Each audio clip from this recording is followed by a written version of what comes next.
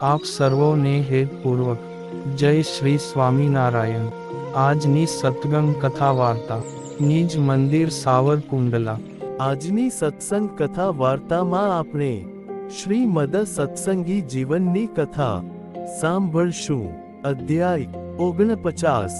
3 સુવ્રત મુનિ કહે છે કે, હે રાજન, શ્રી નીલકંઠ વળની સ્તુતિ કરતા કહે છે કે, હે ભગવાન શંકર, હું તમને પ્રણામ કરું છું। તમે સદૈવ કલ્યાણકારી મૂર્તિ છો, શાશ્વત છો, સર્વ જગતના ઈશ્વર છો, પ્રશાંત મૂર્તિ છો, દિશાઓના અધિપતિ, ઇન્દ્રાદિક દેવતાઓના પણ ઈશ્વર છો। બ્રહ્માદિ સમસ્ત દેવતાઓ તમારા ચરણ કમળનું પૂજન અર્ચન કરે છે। એવા સર્વેને સુખ કરનારા હે શંકર, તમને હું પ્રણામ કરું છું। તમે સર્વેશ્વર છો, સર્વગુણોના ભંડાર છો, દેવ છો, મહાદેવ છો, ઉદાર કીર્તિવાળા છો, વિદ્યા, તપ અને યોગ કળાના નિધિ છો। એવા હે ભગવાન શંકર, તમને હું પ્રણામ કરું છું। તમે કાળે સહિત માયા અને યમ રાજાના ભયને ભાંગનારા છો। જગતની ઉત્પત્તિ, સ્થિતિ અને પ્રલયના કારણરૂપ છો। પ્રાચીન બર્હિષ રાજાના પુત્રો, પ્રચેતાઓના તમે ગુરુ છો, પૂર્ણ કામ છો।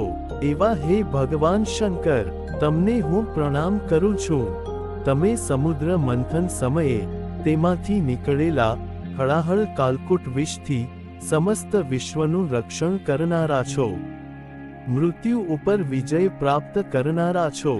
તમે પૂજા કરનારા તમારા ભક્તો ઉપર શીઘ્ર પ્રસન્ન થનારા છો।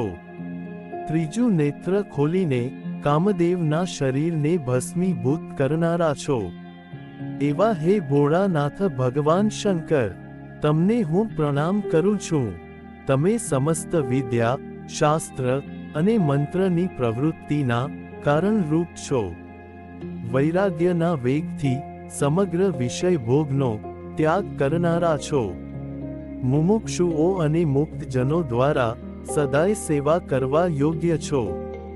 એવા હે ભગવાન શંકર, તમને હું પ્રણામ કરું છું। તમે મસ્તકની જટામાં ભાગીરથી ગંગાજીને ધારણ કરનારા છો। અંધક નામના દૈત્યનો વિનાશ કરનારા છો। કૈલાશના પણ અધિપતિ છો। પોતાના સેવક વૃંદને સુખી કરનારા છો। કેવળ તમારા નામ માત્રનો કોઈ ઉચ્ચાર કરે તેના પાપના સમૂહોનો નાશ થઈ જાય છે। એવા હે ભગવાન શંકર, તમને હું પ્રણામ કરું છું। તમે કાશીમાં વિરાજતા શ્રી વિશ્વનાથ નામથી પ્રસિદ્ધ છો। સમીપ મૃત્યુવાળા મનુષ્યના જમણા કાનમાં શ્રી રામના ષડક્ષરી તારક મંત્રનો ઉપદેશ કરનારા છો। ભવસાગરમાંથી અસંખ્ય પાપી જીવોનો ઉદ્ધાર કરનારા છો। એવા હે ભગવાન શંકર, તમને હું પ્રણામ કરું છું। તમે દેવોના દુઃખને હરનારા છો અને તેથી જ હર એવા નામને સાર્થક કરનાર છો। પતિવ્રતાના ધર્મમાં અચળ એવા પાર્વતી દેવીના પ્રાણનાથ છો। ત્રિપુર નામના દૈત્યનો અંત લાવનાર છો। નંદીશ્વર નામના વૃષભનું ચિહ્ન ધજાને વિશે ધરનારા છો। મંગળ મૂર્તિ અને સર્વેના ઈશ્વર છો। એવા હે ભગવાન શંકર, તમને હું પ્રણામ કરું છું। સુવ્રત મુનિ કહે છે કે, હે રાજન, આ પ્રમાણે ધર્મપુત્ર ભગવાન શ્રી હરિએ શિવજીનું સ્તવન કરીને નમસ્કાર કર્યા। ત્યારબાદ દુર્મતિનો વિનાશ કરનારા જગત માતા દુર્ગા દેવીનું સ્તવન કરવા લાગ્યા।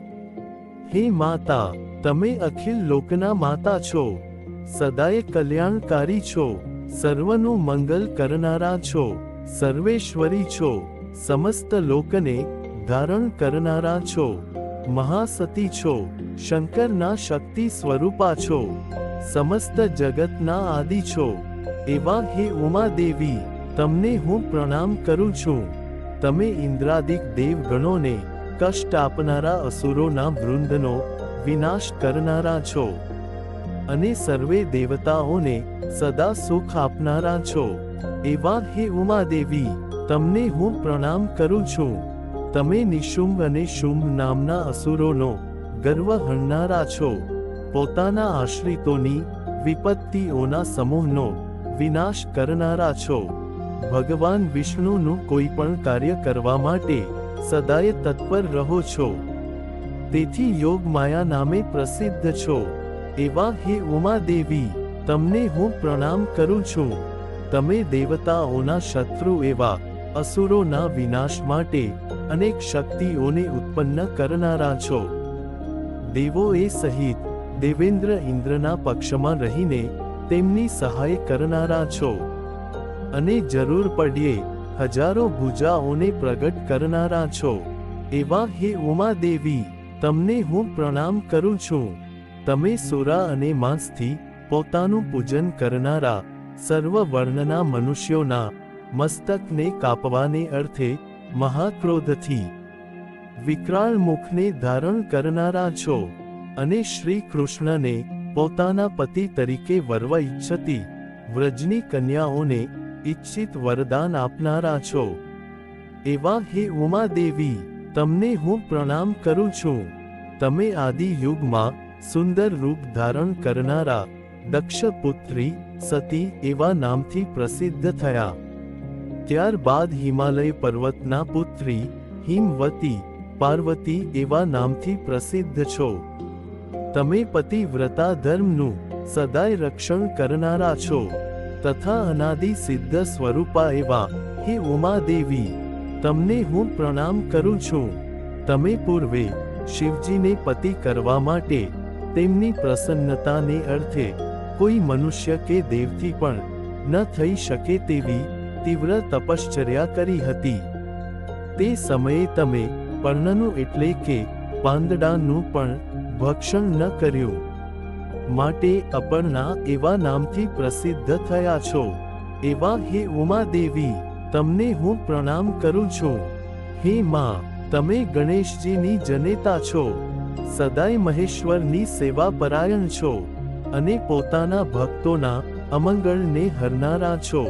એવા હે ઉમાદેવી, તમને હું પ્રણામ કરું છું. સુવ્રત મુનિ કહે છે કે, હે રાજન, આ પ્રકારે સ્તુતિ કરીને શ્રી હરિ વિરામ પામ્યા. ત્યારે શિવ પાર્વતીજી શ્રી હરિને કહેવા લાગ્યા કે, હે વર્ણિ, આપની ઈચ્છા અનુસાર અમારી પાસે વરદાન માગો.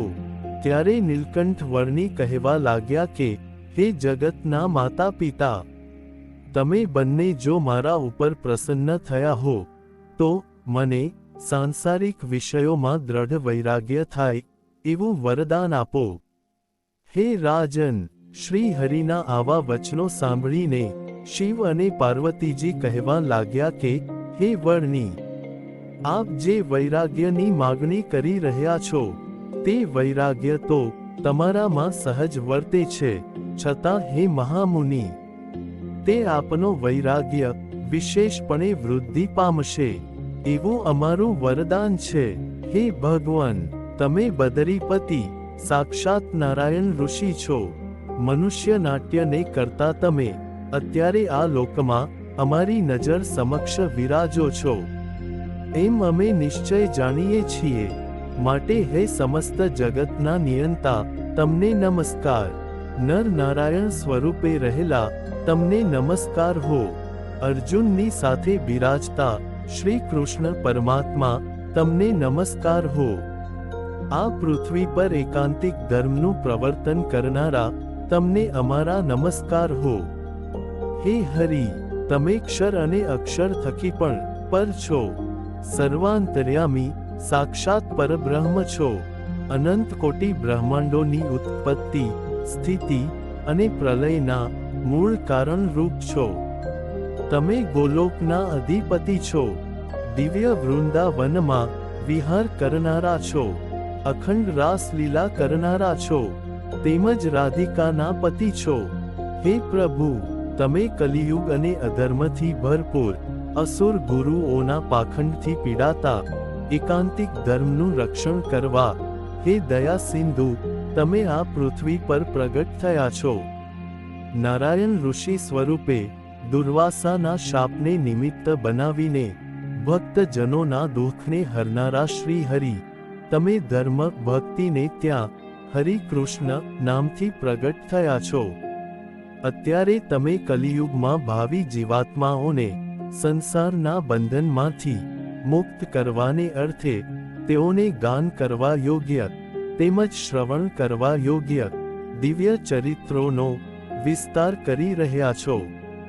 હે ભગવન, તમારી ભક્તિ કરવામાં સદાય તત્પર રહેનારા અને તમારા દર્શનની હંમેશા ઉત્કંઠા રાખનારા અમને બંનેને આપના દર્શન થયા, તેથી પરમ આનંદની પ્રાપ્તિ થઈ છે.